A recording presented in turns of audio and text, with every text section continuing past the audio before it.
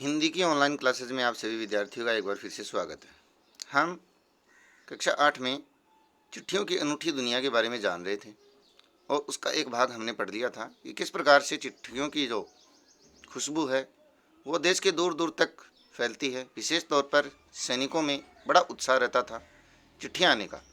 और हम बात कर चुके थे कि संचार के कितने भी साधन विकसित क्यों न हो जाएं, लेकिन चिट्ठी जो है उसका आनंद, उसका प्रयोग और उसकी उपयोगिता विशेष महत्व रखती है। पहले लोगों के लिए संचार का इकलौता साधन चिट्ठी ही तो थी, बिल्कुल थी। और आज है वो साधन कुछ ज़्यादा विकसित हो चुके हैं। इससे आगे के बारे में हम जान लेते हैं क्या कहना चाहते हैं लेखक।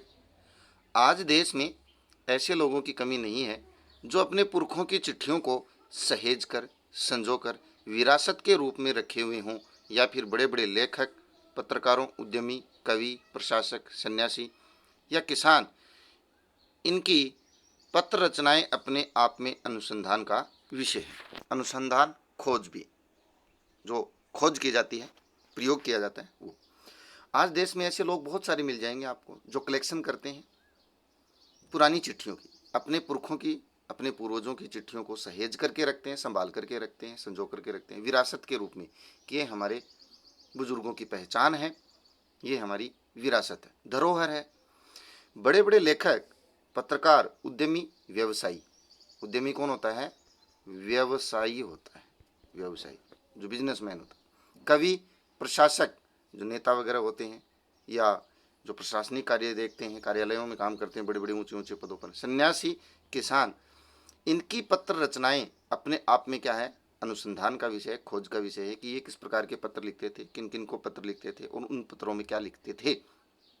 अगर आज जैसे संचार साधन होते तो पंडित नेहरू अपनी पुत्री इंदिरा गांधी को फोन करते, पर तब पिता के पत्र पुत्री के नाम नहीं लिखे जाते जो देश के करोड़ों लोगों को प्रेरणा देते हैं। आज साहित्य में लोग पढ़ते भी हैं, सिलेबस में भी डाले जाते हैं। पंडित नेहरू के अपने पुत्री इंदिरा गांधी के नाम से जो पत्र लिखे गए हैं और उन पत्रों में कितनी प्रकार की प्रेरणास्पद बात लिखी गई है, और वो पत्र पढ़ करके आज भी लोग प्रेरणा प्राप्त करते हैं।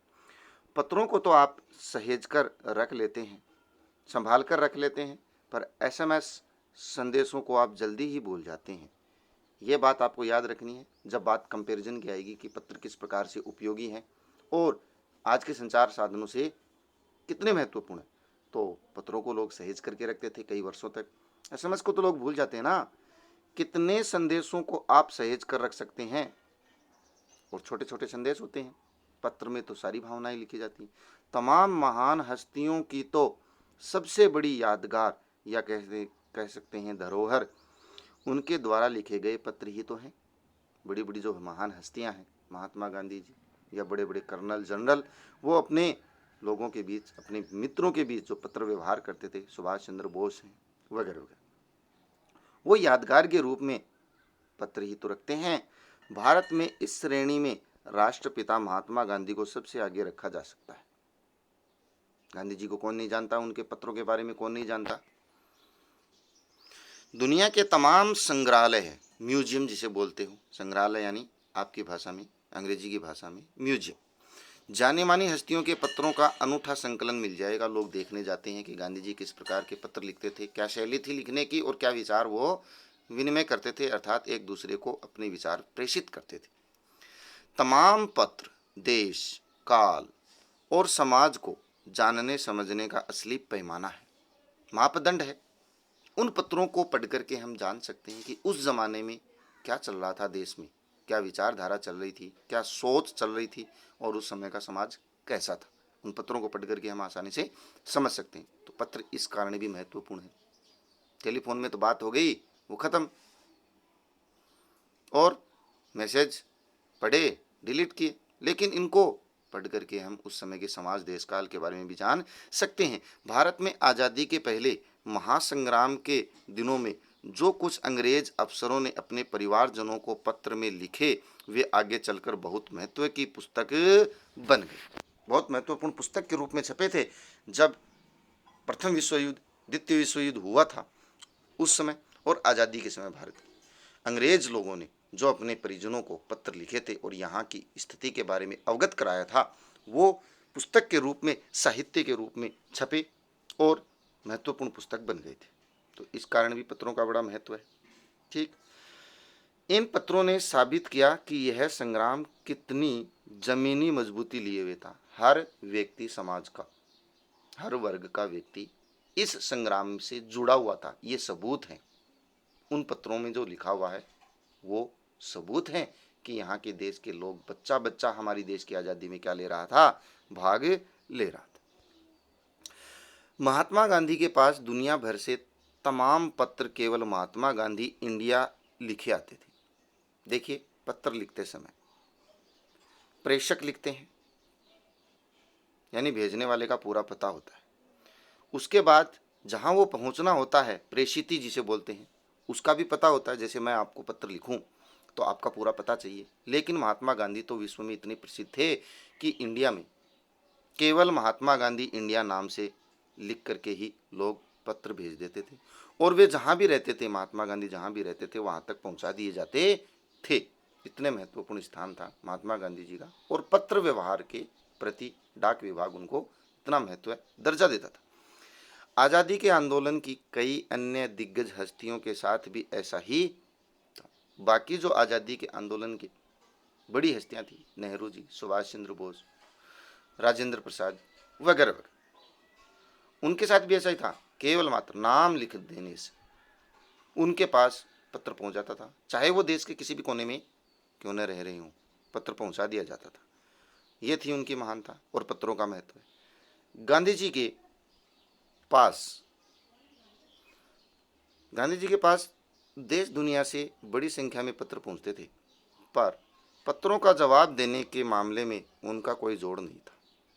वो हर पत्र का जवाब देते थे, उनके बराबर कोई नहीं था। बाकी भूल जाते थे क्या जवाब दें, कितना जवाब दें, दे कि नहीं दे, कोई महत्वपूर्ण है कि नहीं। कहा जाता है कि जैसे ही उन्हें पत्र मिलता था उसी समय वे उसका जवाब भी लिख देते थे। पहले यही होता था, जैसे आजकल चैटिंग होती है व्हाट्सएप, सामने वाले ने कुछ संदेश भेजा, हाथों हाथ हम उसका रिप्लाई करते हैं। ठीक उसी प्रकार पत्र भी जब सामने वाला लिखता था, गांधी जी हाथों हाथ उसका जवाब लिख देते थे। अपने हाथों से ही ज़्यादातर पत्रों का जवाब देते थे। ये नहीं है आजकल के नेताओं की तरह कि कोई पीए सीए हो और वो उनके पत्रों का जवाब दे रहा, नहीं। गांधी जी अपना पत्र लेखन कार्य स्वयं करते थे, स्वावलंबन, आत्मनिर्भर। जब लिखते लिखते उनका दाहिना हाथ दर्द करने लगता था तो वे बाएं हाथ से लिखने में जुट जाते थे। ये थी उनकी विशेषता गांधी जी की। दोनों हाथों से लिख देते थे, दाहिना हाथ थक जाता लिखते लिखते, बाएं हाथ से लिखना प्रारंभ करते थे। महात्मा गांधी ही नहीं, आंदोलन के तमाम नायक, नेता, हीरो, उनके पत्र गांव गांव में मिल जाते हैं। लोग सहेज कर रखते हैं कि ये पत्र उनका है, याद के रूप में, धरोहर के रूप। आज संचार माध्यमों की कौन सहेज करके रखता है। पत्र भेजने वाले लोग उन पत्रों को किसी प्रशस्ति पत्र, यानी कोई इनाम में मिला हुआ कोई पत्र हो, आशीर्वाद मिला हुआ कोई पत्र हो, उससे कम नहीं समझते थे, उसके बराबर ही समझते थे। उन बड़ी हस्तियों के पत्र वो मानो आशीर्वाद के पत्र थे, वचन थे। और कई लोगों ने तो उन पत्रों को फ्रेम करा कर रख लिया है, यानी फोटो फ्रेम में छपवा करके भी रख लिया है, दीवार पर लगा दिया है यादगार के रूप में कि ये पत्र उनका भेजा हुआ है, उस वर्ष भेजा हुआ है, और वो यादें ताज़ा हो जाती। यह है पत्रों का जादू, यह है मिरेकल, जादू। पत्रों का यही जादू होता है। एसएमएस, बाकी संचार साधन ये जादू नहीं करा पाते। यही नहीं, पत्रों के आधार पर ही कई भाषाओं में जाने कितनी किताबें लिखी जा चुकी हैं। इन पत्रों के आधार पर कई भाषाओं में अनेक पुस्तकें भी छप चुकी हैं। वास्तव में पत्र किसी दस्तावेज से कम नहीं है, दस्तावेज महत्वपूर्ण कागजात से कम नहीं है। जैसे हम अपनी डिग्रियां संभाल कर रखते हैं, लोग वैसे ही पत्र संभाल करके रखते हैं। पंत के सुमित्रानंदन पंत कौन है? एक बहुत बड़े कवि हैं, सुमित्रानंदन पंत, ये इनका पूरा नाम। प्रकृति के प्रति बहुत अच्छी कविता लिखते हैं, पढ़ोगे आप आगे। पंत के 200 पत्र बच्चन के नाम, हरिवंश राय बच्चन, अपने अमिताभ बच्चन के पिता, बहुत बड़े कवि, साहित्यिक। और निराला सूर्यकांत त्रिपाठी निराला। इनकी कविता तो आपने पढ़ी ही होगी। अभी न होगा मेरा अंत, निराला की कविता थी। तो बच्चन के नाम पर, निराला के नाम पर 200 पत्र पंत के हमको लिखो है कहा, तथा पत्रों के आईने में दयानंद सरस्वती समेत कई पुस्तकें आपको मिल जाएंगी। दयानंद सरस्वती बहुत बड़े समाज सुधारक, उनकी भी पुस्तकें मिल जाएंगी। पुस्तकों का नाम है पत्रों के आईने में। तो इन महान साहित्यकारों और लोगों की पुस्तकें छप चुकी हैं पत्रों के आधार पर। कहा जाता है कि प्रेमचंद खास तौर पर नए लेखकों को बहुत प्रेरक जवाब देते थे, प्रेरणास्पद जवाब देते थे पत्रों के माध्यम से। नए लेखक जो होते थे उनको कि आपको कैसे लिखना है, क्या लिखना है। पत्रों के जवाब में वे बहुत मुस्तैद रहते थे, चुस्त रहते थे, तेज तर्रार रहते थे, आलस्य नहीं करते थे, पत्र जरूर लिखते थे। इसी प्रकार नेहरू और गांधी के लिखे गए रविंद्रनाथ टैगोर के पत्र भी बहुत प्रेरक हैं। नेहरू और गांधी के लिखे गए हैं, किसको? रविंद्रनाथ टैगोर को। वो भी बहुत प्रेरणादायक पत्र हैं, बहुत बड़े कवि रहे हैं रविंद्रनाथ टैगोर बंगाल के। महात्मा और कवि के नाम से महात्मा गांधी और रविंद्रनाथ टैगोर के बीच 1915 से लेकर के 1941 तक के बीच के पत्रकार का संग्रह प्रकाशित हुआ है, जिसमें बहुत से नए तथ्यों और उनकी मनोदशा का लेखा जोखा मिलता है। उन पत्रों में उनकी मनोदशा और बहुत सारे तथ्य विचार देखने को मिलते हैं, पढ़ने को मिलते हैं। और आज की पीढ़ी उन लोगों के बीच हुए वार्तालाप, विचारधारा को समझने की कोशिश में लगी रहती है कि वो क्या विचार व्यक्त करते थे, क्या बात सोचते थे, उस समय के देश के हालातों के बारे में आदि आदि। पत्र व्यवहार की परंपरा भारत में बहुत पुरानी है, पर इसका असली विकास आज़ादी के बाद हुआ है। तमाम सरकारी विभागों की तुलना में सबसे ज़्यादा गुडविल डाक विभाग, पत्र व्यवहार की परंपरा तो भारत में पुरानी है, लेकिन ज़्यादा विकास कब हुआ? आज़ादी के बाद। भाई ज़्यादातर विकास आज़ादी के बाद ही हुआ है, क्योंकि वो सारा का सारा कार्य हमारी सरकार ने किया। सबसे ज़्यादा गुडविल डाक विभाग की ही है। इसकी एक खास वजह यह भी है कि यह लोगों को जोड़ने का काम करता है। पत्रों के माध्यम से, संदेशों के माध्यम से एक दूसरे को जोड़ते हैं। घर घर तक इसकी पहुंच है। संचार के तमाम उन्नत यानी बढ़िया श्रेष्ठ साधनों के बाद भी चिट्ठी पत्री की हैसियत बरकरार है, आज भी महत्व है, बना हुआ है आज भी। शहरी इलाकों में आलीशान हवेलियां हैं, बहुत ही बड़ी बड़ी कोठियां हैं, हवेलियां हैं, बंगले हैं, या फिर झोपड़पट्टियां, उनमें रह रहे लोग हैं। दुर्गम जंगलों में रह रहे लोग हों या गाँवों में रह रहे हों, या फिर बर्फबारी के बीच जी रहे पहाड़ों के लोग हों, समुद्र तट पर रह रहे मछुआरे हों, या फिर रेगिस्तान की ढाणियों में छोटे छोटे गांवों में रह रहे लोग हों, आज भी खतों का ही सबसे अधिक बेसब्री से इंतजार करते हैं कि पत्र आए।